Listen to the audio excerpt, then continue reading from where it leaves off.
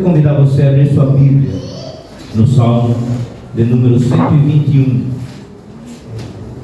Salmo de número 121 é um salmo tremendo e poderoso.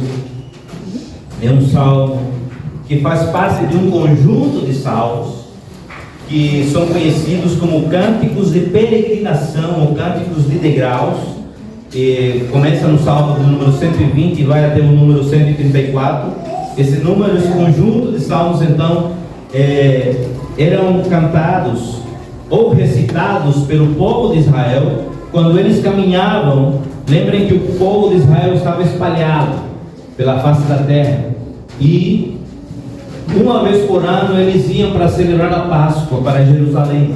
E quando eles estavam a caminho de Jerusalém, quando eles saíam dos seus lugares que eles moravam e caminhavam para Jerusalém, eles enfrentavam todo tipo de perigos. Então eles começavam a cantar, e essa série de cânticos são cânticos chamados cânticos de peregrinação. E essas caminhadas de peregrinação eram caminhadas cercadas de perigos, animais selvagens, assaltantes.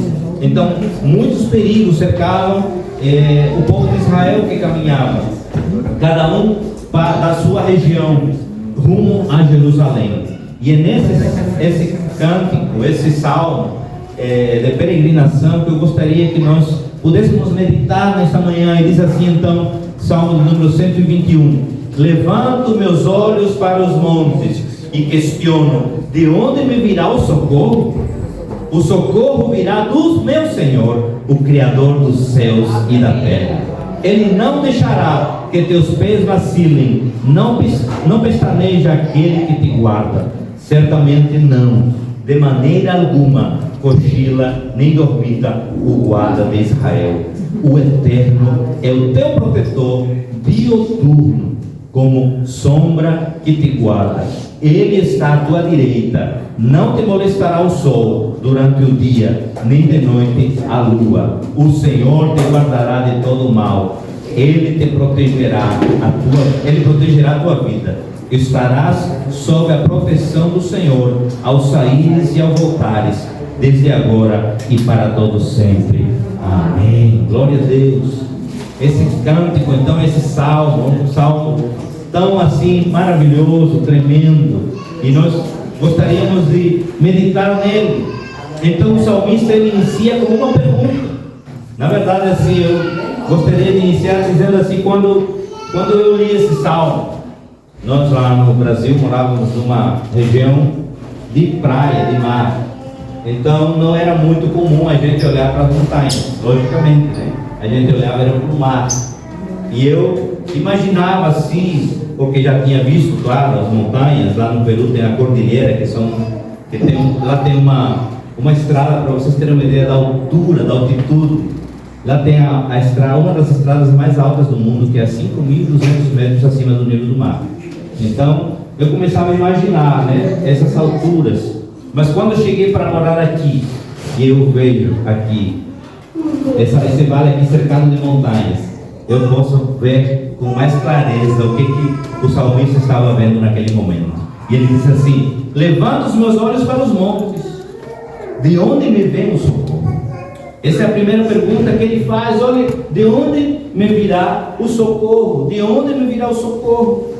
Ele está talvez, provavelmente, pensando no perigo que os montes poderiam trazer à medida que eles caminhavam, porque conforme eles caminhavam, eles não sabiam com que iriam lidar, em que situação eles poderiam se encontrar. Poderia ter um animal feroz, poderia ter assaltantes, poderia acontecer um deslize de terra, poderia acontecer um deslize de pedras, alguma coisa poderia acontecer. E é muitas vezes nessa caminhada da vida que nós vamos caminhando, eu digo: Senhor, o que acontecerá? O que passará? O que acontecerá com os passos que eu estou dando? Estou caminhando para frente, mas eu não sei, eu não tenho previsão do futuro. Por isso eu digo: Senhor, eu elevo meus olhos para os montes, de onde me virá o socorro? Mas aí o próprio salmista, ele responde, né? Porque um dos grandes problemas que a humanidade tem e enfrenta hoje chama-se medo. Chama-se medo. E aqui eu gostaria de compartilhar, como já compartilhei, mas mais uma vez, quando nós chegamos aqui, fevereiro de 2020, e em março iniciou a pandemia, o meu coração ficou com medo. Não com medo de morrer, não com medo da doença, mas com medo porque passei 5 meses sem conseguir trabalho. E eu disse, meu Deus do céu. E aí eu fiquei paralisado, porque o medo paralisa. O medo, ele paralisa. O medo te deixa sem ação, sem reação. Mas aí nós precisamos entender que o ser humano, ele tem que viver e tem que lidar com essas situações, porque nós temos medo de quê? De perder a saúde, nós temos medo de perder o dinheiro, nós temos medo de perder o trabalho, temos medo de perder a família, temos medo de perder a vida. Isso pode ser paralisante, isso pode paralisar a gente. Mas quem está a caminho de algo não pode se deixar paralisar pelo medo. Precisa entender uma coisa, o próprio salmista, então, como estava a dizer antes, ele vai responder: o meu socorro vem do Senhor que fez os céus e a terra. Olha que maravilhoso. Olha, o socorro virá do meu Senhor, o Criador dos céus e da terra. Aprendemos aqui então que para vencermos o medo, nós precisamos retirar os nossos olhos dos montes. O que são os montes aqui nesse contexto e no nosso contexto? São as situações adversas da vida, são os problemas, são aquelas barreiras que muitas vezes, eu estou olhando muito o problema, a situação, a circunstância. Não, precisamos olhar para o autor e consumador da nossa fé. Porque quando olhamos para Ele, nós entendemos, se Ele criou tudo, Ele também vai criar a situação para nos tirar desse lugar, dessa condição.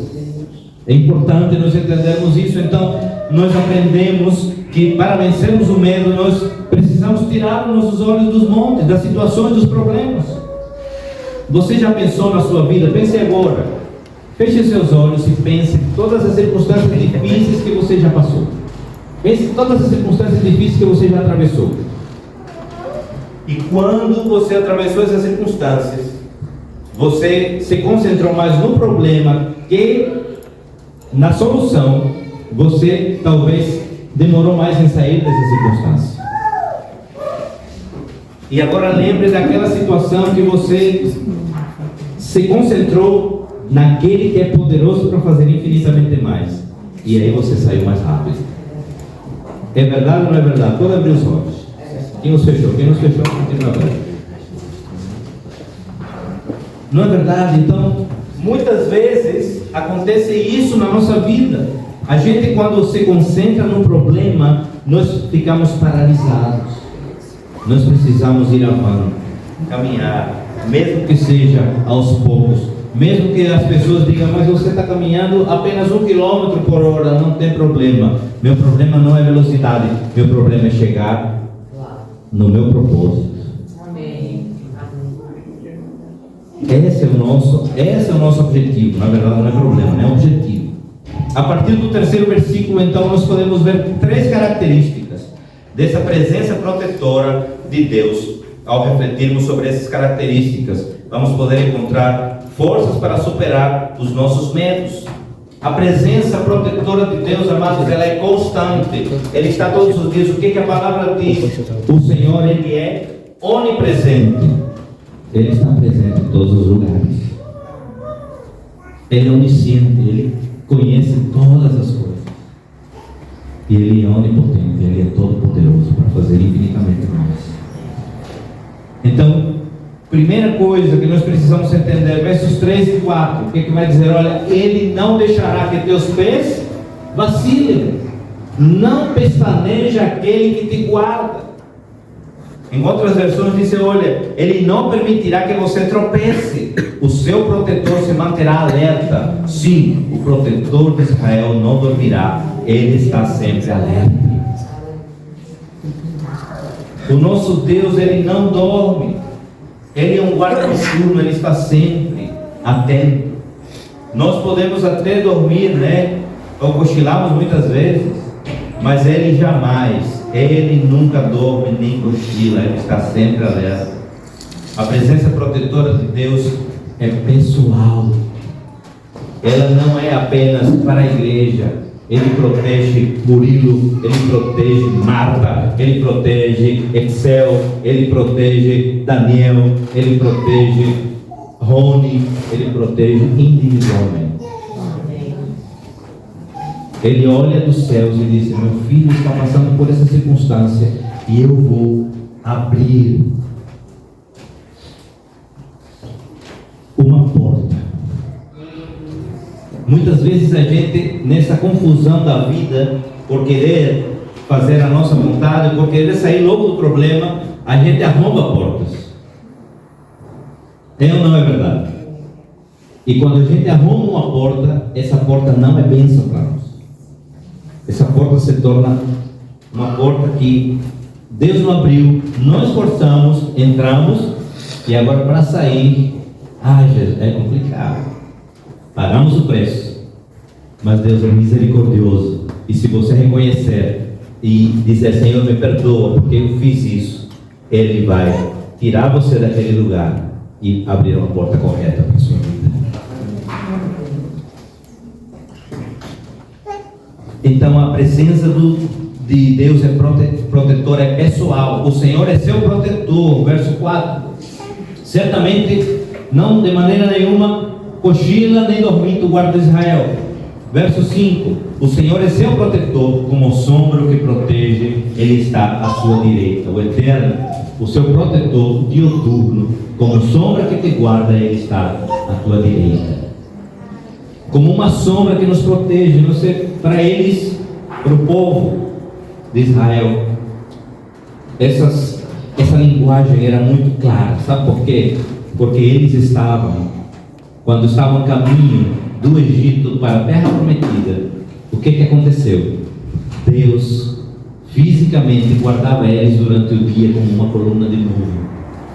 Por quê? Porque o sol no deserto é tão forte e o chão ele é de areia, ele reflete aquele calor, que se a sensação térmica, ou se a temperatura naquele momento é 45 graus, por exemplo, a sensação térmica chega aos 60. Então é impossível. Então, quando a coluna de nuvem, que era a presença de Deus que simbolizava naquele tempo, o povo de Israel estava embaixo, ele os protegia do sol causticante. Mas também de noite, o contraste é muito grande no deserto, era muito frio, as temperaturas baixavam tremendamente. E o que acontecia? De noite, então, havia a presença de Deus como uma coluna de fogo, e o fogo aquecia o povo. Para você ver como Deus, ele na circunstância que a gente precisa, Ele sempre está presente para nos livrar, para nos guardar. Eles sabiam disso, então Ele disse que a presença protetora de Deus ela é completa. De dia o sol não te ferirá, nem a lua de noite. O Senhor te protegerá de todo mal, protegerá a sua vida. É importante que a gente possa entender isso, irmãos. Nós precisamos reconhecer que cada vez que nós caminhamos debaixo da vontade de Deus, Ele está com a sua mão estendida sobre nós. Muitas vezes a gente diz: mas Senhor, não estou vendo resposta, não estou vendo um sinal, não acontece nada na minha vida, não posso perceber a vitória que eu quero. Não é do jeito que a gente quer, é do jeito que Ele quer. E deixa eu dizer uma coisa: muitas vezes a gente precisa vivenciar algumas circunstâncias na vida. Nós precisamos, sabe o que o Senhor faz? Diz: olha, eu vou permitir isso. Para quê? Para que meu filho possa acordar. Como a gente fala no evangeliquez, acorda para Jesus, né? Acordar, eita, aquele balanço, e a gente acorda e diz: realmente, eu preciso, estou tomando um rumo errado na minha vida, estou tomando outras coisas, não, preciso me alinhar à vontade de Deus. E a vontade de Deus, amado, não é apenas você estar aqui, não é apenas você servir, tocar, não. A vontade de Deus é que a gente possa entender que Ele nos chamou com um propósito. E esse propósito é fazer a diferença nessa terra. Pregando ou não pregando, tocando ou não tocando, estando sentado aí ou não estando sentado, eu preciso entender meu propósito. Se eu estou aqui, amados, não é porque eu almejei ser pastor. Para quem me conhece, sabe que eu fugia, e ainda de vez em quando acontece algumas coisas, eu digo: Senhor, eu disse que eu não queria, Senhor, me ajude. Mas não é como a gente quer, não é. Muitas vezes as circunstâncias vão nos pegar na vida, somos humanos, estamos caminhando nessa terra e vamos enfrentar situações difíceis. É normal, seja no casamento, seja familiar, seja financeiro, seja de saúde, seja de trabalho, alguma coisa enfrentaremos na vida. Mas sabe o que acontece? Nós precisamos entender que o guarda de Israel é o nosso protetor. Ele que nos guarda, Ele que nos protege, Ele quem cuida de nós. O que diz então nos versos 6 em diante? Não te molestará o sol durante o dia, nem de noite a lua. Ele diz que sempre está protegendo você. O Senhor te guardará de todo mal, Ele protegerá a tua vida. Verso 8: está sob a proteção do Senhor ao saíres e ao voltares, desde agora e para todos sempre. É interessante isso, porque muitas vezes a gente vai fazer alguma coisa. Eu já me peguei fazendo isso, eu quero vigiar em todo o tempo. Tudo que nós fizermos, coloquemos nas mãos de Deus. Vamos viajar, vamos sair para passear, vamos comprar. Senhor, me ajuda, me guia, me conduz, me protege. Porque Ele está atento. Mas nós precisamos, com essa oração, dizer: eu dependo completamente de Ti. Eu dependo completamente de Ti, Senhor. Se nós não fizermos isso, muitas vezes, inconscientemente estamos dizendo: não, eu tenho autossuficiência. Eu vou, faço isso, aquilo, acontece. Quantas vezes eu já me dei mal por fazer algumas coisas segundo o que eu queria. E olha que quando adolescente eu era impulsivo, mas aí fui amadurecendo, porque a gente não pode viver toda a vida como um adolescente, a gente não pode viver toda a vida como uma criança, a gente precisa amadurecer. E eu era tão impulsivo que uma vez eu dei uma resposta a uma autoridade naquela época, que era meu professor, e eu fui expulso da sala. E aí, expulso da sala, o diretor mandou chamar meu pai e me disse aí na frente do meu pai: como é possível, você é filho de pastor? E aí é complicado, viu? Ou como sofre o filho do pastor, e você não pode errar. E aí eu pedi perdão e comecei a entender: eu preciso mudar, não pela condição de filho de pastor, mas porque eu preciso entender que eu sou diferente. E agora você me vê mais tranquilo, né? Eu aparento tranquilo. Aparento tranquilo. Agora Célia e Jonathan me conhecem. Quando eu quero ser firme, sai de baixo. Não estou botando medo da igreja não, mas é verdade. Por quê? Porque tranquilidade é uma coisa e firmeza é outra. A gente precisa ser firme quando precisa ser firme. E precisa entender que mesmo na paz, na tranquilidade, a gente precisa também agir sem impulsividade, pensando primeiro, ou pensar. O que acontece? Muitas vezes a gente se dá mal porque a gente quer agir conforme o nosso braço, conforme a gente quer. Se fosse assim, Murilo está de prova, assim que nós chegamos aqui, teríamos começado a igreja. Mas eu disse: Senhor, que seja conforme a tua vontade, porque eu não quero fazer nada. Quero contar um testemunho rápido aqui. Lá no Brasil, nós éramos auxiliares de um pastor, uma igreja que fundamos também. Deus nos deu esse dom, nós somos fundadores da igreja. Deus nos deu essa é uma unção, eu acredito nisso. E não vai parar aqui. Deus vai levantar outro pastor que vai ficar aqui e nós vamos pelo mundo fundar outras igrejas. Mas veja bem, nessa igreja específica, o pastor foi convidado para outra igreja, para ser pastor de outra igreja. Ele foi e nos avisou assim, em cima da hora, e disse assim: olha, eu tenho pensado em que você pode assumir essa igreja. Eu disse: eu não senhor. Olha, eu tinha nessa época 32 mais ou menos. 32 anos. E eu disse: não, Senhor. Se eu fosse levado pela impulsividade, agora, chegou minha hora, né? Chegou minha vez. Mas eu tinha o entendimento que se eu assumisse aquela igreja nesse momento, iria terminar, acabar com o ministério que Deus tinha me dado. Porque não é o tempo. E aí eu disse verdadeiramente: Senhor, me capacita. Porque o homem, muitas vezes, quando chega uma oportunidade dessas, quer abraçar logo. Mas se ela está aqui e ela sabe disso, eu disse em frente da toda a liderança comigo: não, por favor, não é o tempo. E aí chegou o tempo aqui em Portugal, anos depois de nós começarmos uma igreja, porque foi o tempo de Deus. Porque tudo, quando é no tempo de Deus, Deus ele vai fazer prosperar. Quando é no nosso tempo, a gente luta, batalha, sua, faz e nada acontece. Quem começou aqui sabe, começamos numa garagem, um tempo do verão, mas quando chegou o frio, né? Né, Larissa? Eu tocava o violão, meus dedos ficavam duros, tá? Nem com o aquecedor dava certo. Aqui agora está quentinho, né? Vou ter que comprar ventilador.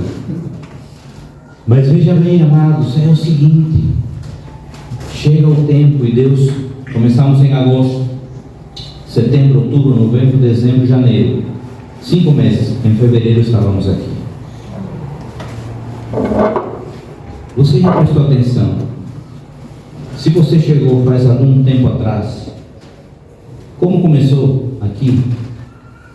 Agora temos uma equipe de louvor, tem teclado que é emprestado, né? Compramos esse contrabaixo, o violão já foi a primeira compra, tem um carvão, ganhamos a bateria. Olha, sabe o que é isso? É no tempo de Deus. Eu poderia ter, vou no banco fazer um cartão de crédito e comprar todos os instrumentos para deixar tudo pronto. Não. Deus é quem vai dar no tempo dele todas as coisas. E a gente está, pouco a pouco, conquistando todas as coisas. Deus é fiel. Ele é fiel. Não adianta. Se a gente quer atropelar as coisas, a gente não vai vivenciar aquilo que Deus tem para nós. Você já pensou? Vivenciamos o Murilo desde o início, desde a garagem. Vivenciamos o início com um violão, com esse pedestal aqui, sem microfone, sem nada, tocando. E agora Deus está fazendo coisas tremendas. Por quê? Porque esse é o caminho de Deus para nós. Quando Deus ele diz: meu filho, vai por esse caminho, tudo vai acontecendo naturalmente. Deus quer que a gente possa entender que nada de ruim vai nos acontecer de forma alguma. Isso significa que nós temos um Deus soberano, um Deus poderoso, a quem podemos recorrer em tempo de aflição, em tempo de angústia, em tempo de crise, em tempo de desespero, em tempo onde tudo parece perdido. Senhor, me ajuda, porque meu socorro vem do Senhor, aquele que criou os céus e a terra, aquele que nunca dorme, aquele que jamais cochila, aquele que é teu protetor pessoal, aquele que nunca, jamais vai nos abandonar. Porventura, diz também o salmista, poderá uma mãe se esquecer do seu filho? Isso é dificilíssimo, mas já acontece, já aconteceu, acontece e acontecerá. Mas eu, diz o Senhor, jamais me esquecerei de você. Jamais. Você e eu somos amados do Senhor. Nós somos amados do Senhor. Não sei se pode colocar no slide da mensagem. Eu achei interessante porque é assim que nós precisamos andar. Não tenha medo. Por mais que ao lado tenha um precipício, por mais que aqui tenha uma montanha, saiba que se você caminha no trilho que Deus criou para você, você chegará ao seu destino são e salvo. Feche seus olhos, abaixe sua cabeça. Não tenha medo. Não tenha